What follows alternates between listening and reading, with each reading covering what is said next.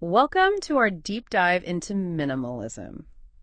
We've got a whole bunch of YouTube videos here all about decluttering, benefits of the whole minimalist lifestyle, and even some potential downsides you might not expect. Your request was to understand how to actually get started decluttering. And we will get to the practical tips for sure.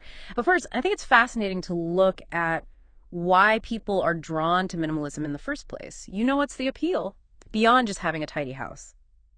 It is a great question. Yeah. And I think the answer goes way deeper than just aesthetics. What we see in these videos is that minimalism is often a response to a feeling of overwhelm. Take Gabe Bolt, for example. He describes feeling trapped in this constant cycle of wanting more. Before minimizing, of course, he was chasing the next gadget, the next trend, but it never led to that lasting satisfaction. It's almost like he was trying to fill a void with stuff.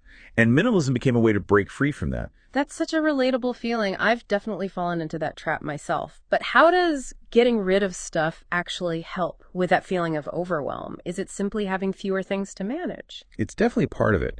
But if we look at the crappy childhood fairy video, another layer of insight, the creator talks about decluttering as a re-regulation exercise, particularly for people dealing with the effects of trauma. Now, re-regulation basically means, regaining a sense of control over your emotions and your environment. And for someone who's experienced trauma, their sense of control might have been disrupted, leading to anxiety and difficulty managing their surroundings. Decluttering in this context becomes a way to reclaim that sense of agency, to create a space that feels safe and manageable. Wow. I never thought about decluttering in that light. It's almost like an act of self-care. You're creating a space that supports your mental well-being. Exactly. And this idea of feeling stuck in a consumerist mindset comes up in a few of these videos. Lao Gao and Xiao Mo, for instance, point out that minimalists often make a very specific impression on others. People tend to see them as less materialistic, as though they've moved beyond that need to define themselves through things. It's almost like a status shift, where minimalism becomes a signal that you're focused on things of deeper value. So it's not just about having less stuff. It's almost about projecting a certain image or a set of values. It's fascinating, isn't it? And it makes me think about the Focus Global News video, which has this whole segment on minimalism and senior citizens. You might not immediately connect those two things, but they bring up a really important point of the potential burden of possessions as we age. They talk about how owning less can actually mitigate the risks of hoarding, which unfortunately becomes more common in later life. Suddenly, minimalism isn't just a lifestyle choice. It's a way to potentially safeguard your well-being as you get older. That's a really interesting perspective. It's like minimalism offers this kind of preventative care for your mental and even physical space as you age. But let's be honest, a lot of people probably think of minimalism as being a bit restrictive, maybe even a little bit boring. Is it really all about deprivation? Not at all. The video dives into the financial side of things. And it turns out minimalism can actually be quite liberating financially. Right. Think about it. You're spending less on stuff you don't need, which frees up resources for experiences, travel, or even just peace of mind knowing you have a financial cushion. It's about shifting your focus from acquiring things to pursuing experiences and achieving financial goals. Okay, so we've covered some pretty compelling reasons to consider minimalism. It can help with feeling overwhelmed, create a sense of calm, even free up mental space and finances. But let's get practical. Where do you even begin when you're staring at a house full of stuff? And the thought of decluttering feels daunting. A to Zen Life has this great starting point. They call it trash bag therapy. And it's exactly as straightforward as it sounds. Grab a trash bag, walk through your home, and just focus on obvious trash, the things you know you don't need and are ready to part with. It's a quick win that can help you get over that initial hump and build momentum. Okay, that's manageable. I can definitely get behind. Tossing out some old magazines and empty containers. But what about all the stuff that's not quite trash, but you're still on the fence about? How do you decide what stays and what goes? That's where the strategies for decluttering really come into play. Caroline Winkler, for example, focuses on this idea of visual decluttering. She suggests corralling items on trays or using drawer dividers to create visual order. It's not necessarily about getting rid of things, but making them look more visually appealing and easy to access. That makes sense. I know for me, even if a space isn't technically cluttered, if it looks messy, it still feels stressful. But doesn't that risk just hiding the clutter instead of actually dealing with it? That's a great point. And it's where having a clear intention comes in. Visual decluttering works best. when it's part of a larger decluttering strategy. Minimalist Home, for example, suggests focusing on high-impact areas first. So instead of getting bogged down trying to declutter your entire basement, start with something like your kitchen counters or the top of your dresser. You'll see a noticeable difference quickly, which can motivate you to keep going. That's a good strategy. Start small, see the results, and build from there. Speaking of small, Gabe Bullitt has his 20-20 rule, which I've personally found really helpful. If you can replace an item for under $20 in under 20 minutes, it's probably not essential. That's a fantastic rule of thumb. It encourages you to think about the real value of an item and whether its presence in your life is worth the space it takes up. It's a simple way to make those tough decisions about what to let go of. And sometimes I think the toughest decisions are the ones that involve sentimental clutter. You know, those items that might not have any practical use, but hold a lot of emotional weight. You're absolutely right. And that's where it's crucial to be mindful of the potential dark side of minimalism. A to Zen Life touches on this, emphasizing the importance of self-care and avoiding extremes, especially when it comes to sentimental items. They actually share a story about one of their hosts who experienced nightmares after decluttering some sentimental belongings. It's a powerful reminder that decluttering isn't just about physical objects. It's about navigating complex emotions and memories. I remember that story. It really underscored the emotional aspect of decluttering. It's not about erasing the past, but finding a way to honor it without being weighed down by it. Exactly. And that's why having practical strategies for dealing with sentimental items is so important. Speaking of practical strategies, Caroline Winkler's red wine test immediately comes to mind. Oh yeah, that one's memorable. Basically, you ask yourself, if this item were ruined, would I truly care? I love how straightforward it is. It cuts through the sentimentality and helps you assess whether the emotional attachment is genuine or if you're holding on to the item out of obligation or guilt. It's a great way to get to the heart of your feelings about an object.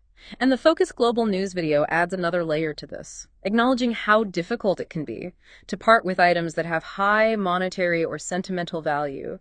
It's like they're giving you permission to acknowledge the complexity of those decisions, which can be really validating. But I think the Crappy Childhood Fairy video offers the most insightful perspective on sentimental clutter, connecting it to emotional avoidance. That's such a fascinating point. It's not just about sentimental value. It's about understanding what role those objects might be playing in our lives. Are we holding on to them as a way of avoiding dealing with unresolved feelings or experiences? It suddenly makes this whole deep dive feel a lot more profound than just a decluttering guide. Absolutely. It's about understanding ourselves better and addressing any underlying emotional issues that might be fueling our attachment to clutter. It's about creating a space that supports our emotional well-being, not just our physical space. And speaking of creating a supportive space, I think it's time we shifted gears and talk about sustainable decluttering.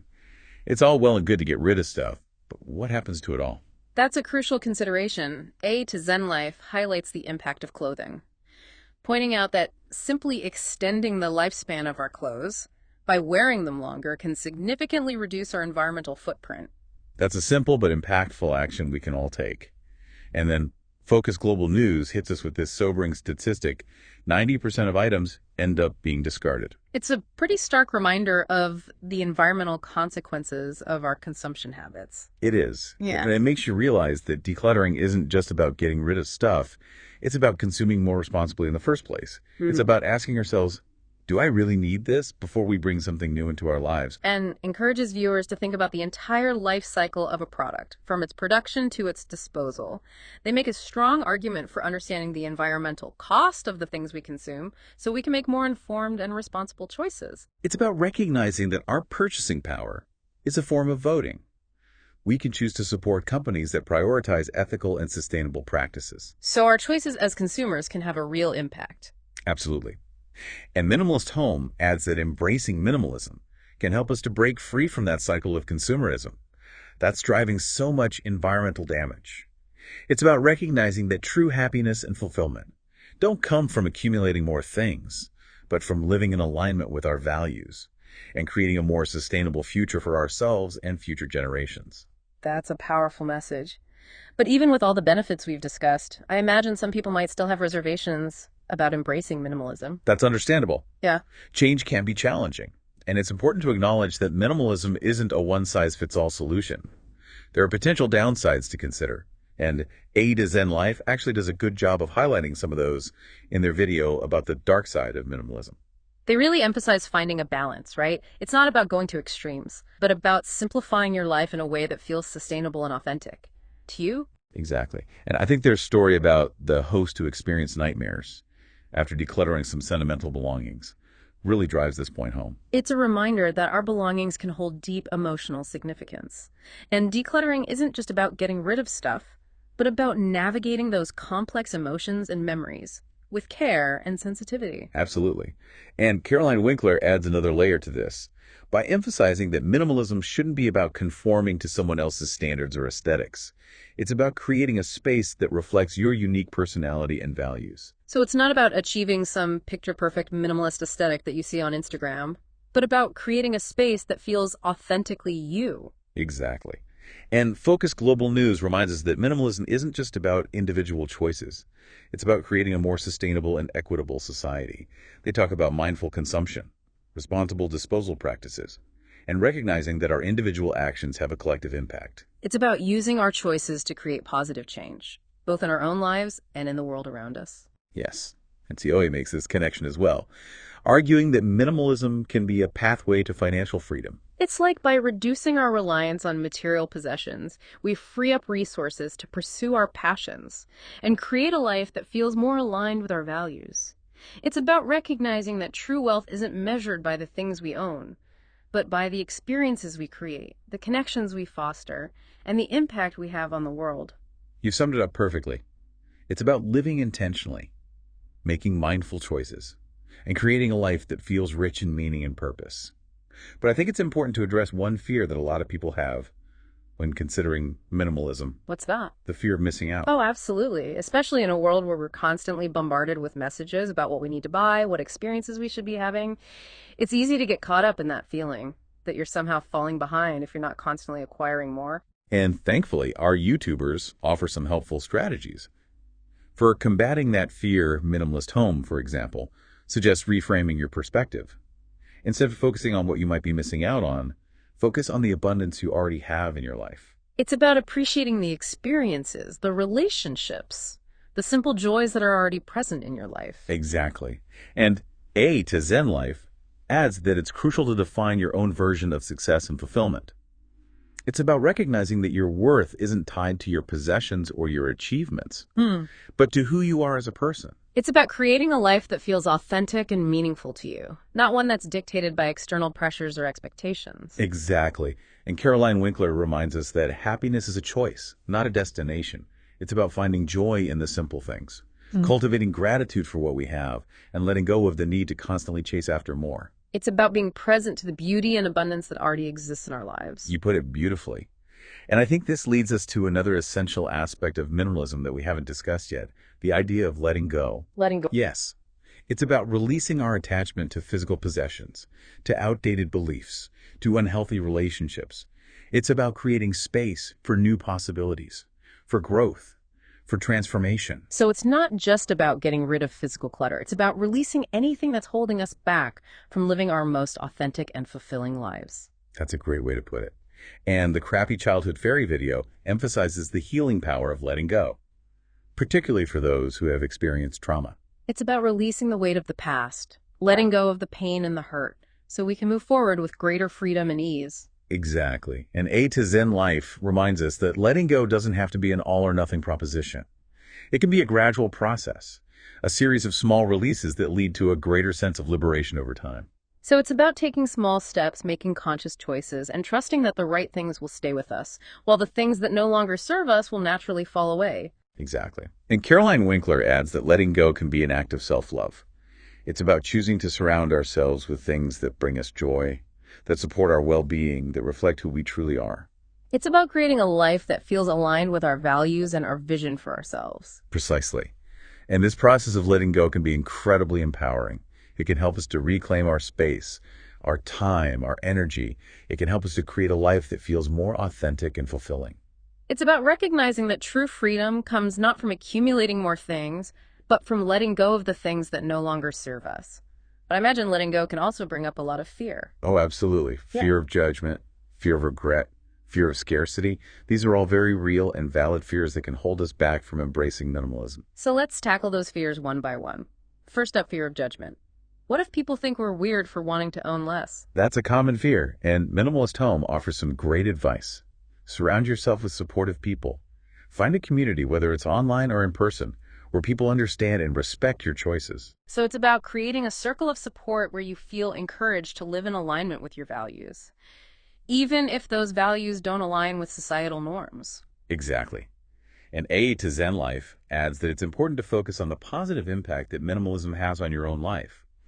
Ultimately, your choices are about what's best for you, not about pleasing others. It's about finding the courage to live authentically, even if it means going against the grain. And Caroline Winkler reminds us that it's perfectly okay to set boundaries and politely decline invitations to events or activities that don't align with your minimalist lifestyle. It's about prioritizing your time and energy and choosing to invest in experiences that feel meaningful and fulfilling to you. Precisely. And it can be helpful to remember that minimalism is a growing movement. Focus Global News highlights this, showing that there are countless people around the world who are choosing to embrace a more simple and sustainable way of life. It's about finding strength and inspiration in the knowledge that we're not alone on this journey. Exactly. And encourages viewers to view minimalism as a form of self-expression, a way to create a life that reflects their unique values and priorities. It's about reclaiming our power and choosing to define success and happiness on our own terms. Beautifully said. It's about living intentionally and authentically, even in the face of societal pressures. But let's address another common fear, the fear of regret. What if we get rid of something and then need it later? That's a tough one. I know I've definitely held on to things out of fear that I might regret getting rid of them, even if I haven't used them in years. It's a common experience. And Minimalist Home suggests reframing our perspective, focusing on the freedom and spaciousness that comes from letting go. It's about recognizing that the benefits of decluttering often outweigh the risks of regret. Exactly. And A to Zen Life encourages viewers to trust their intuition. Deep down, we often know which items we truly need and value. It's about listening to that inner voice and letting go of the things that no longer resonate with us. It's about having the courage to trust ourselves and our choices. And Caroline Winkler adds that it's okay to make mistakes. If you let go of something and then realize you need it, you can always get it again. But more often than not, you'll find that you don't miss the things you let go of, and you'll enjoy the extra space and freedom they create. It's about recognizing that minimalism is a journey, not a destination, and there's no need to strive for perfection. Precisely. And Focus Global News points out that most of us have far more possessions than we actually need or use. Letting go of some of that excess is unlikely to result in major regrets. It's about recognizing that we often have more than enough, and that letting go can create a sense of abundance rather than deprivation. And encourages viewers to view minimalism as a way to free themselves from the burden of material possessions. It's about recognizing that true happiness doesn't come from accumulating more stuff, but from living in alignment with our values and creating a life that feels rich in meaning and purpose. Beautifully said. It's about choosing to live with intentionality, to create a life that feels spacious and aligned with our true selves. But even with all of these reframes and reassurances, there's one more fear that I think can be particularly difficult to overcome when it comes to minimalism. The fear of scarcity. You're so right. That deep-seated fear that if we let go of things we won't have enough can be incredibly powerful. It's a primal fear that can make us question our choices and cling to what we have even if it's no longer serving us. So how do we begin to address that fear of scarcity? Minimalist Home offers a helpful reframe. Instead of focusing on what we might lose, by letting go, focus on what we might gain by embracing a more simple and intentional way of life. So it's about shifting our perspective from a place of lack to a place of possibility. Exactly. It's about recognizing that letting go can create space for new opportunities, for greater freedom, for a deeper sense of peace and contentment.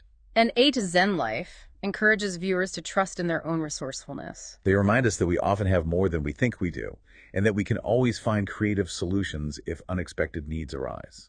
It's about having faith in our ability to adapt and overcome challenges, rather than letting fear hold us back from making positive changes.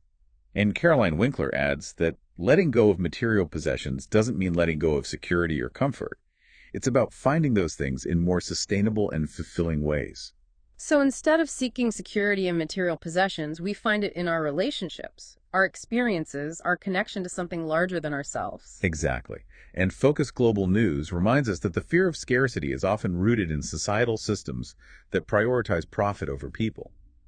They encourage us to question those systems and to work towards a more just and equitable world where everyone has access to what they need. It's about recognizing that true abundance isn't about accumulating more for ourselves, but about ensuring that everyone has enough.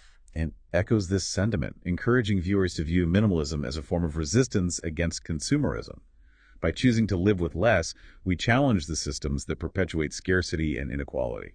It's about using our choices to create a more just and sustainable world. And that brings us to the end of our deep dive into minimalism. We hope this exploration has sparked some new insights and inspired you to consider how simplifying your life could create space for more joy, purpose, and freedom. Remember, minimalism isn't about deprivation. It's about making conscious choices that align with your values and create a life that feels more authentic and fulfilling. Thank you for joining us, and until next time, happy simplifying.